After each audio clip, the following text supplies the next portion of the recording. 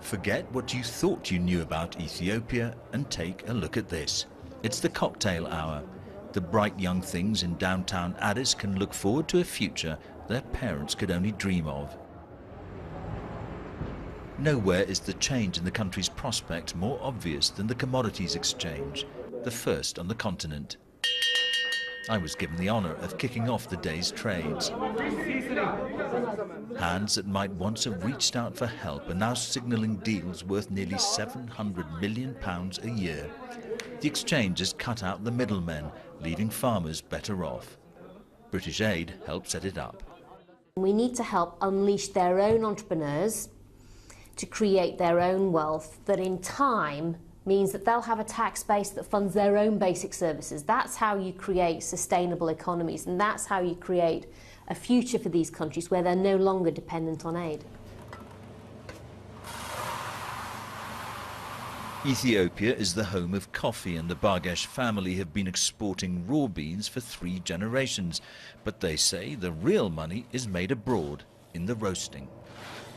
What's wrong with exporting just this? Well, there's nothing wrong with exporting the green beans, but the larger portion of the margin will be retained outside. More money is made by foreigners? Correct. That's about to change.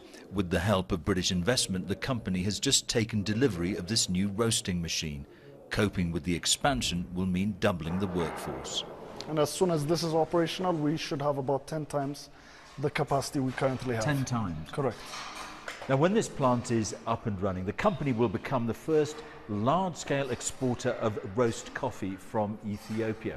And what Walid was just telling me is that foreign investment, including the stake taken by the British taxpayer, well, that's been crucial. On the outskirts of the capital, this small-scale shoe factory is making a big name for itself. The government's gradual and guarded transition from marks to the market has created new space for the private sector.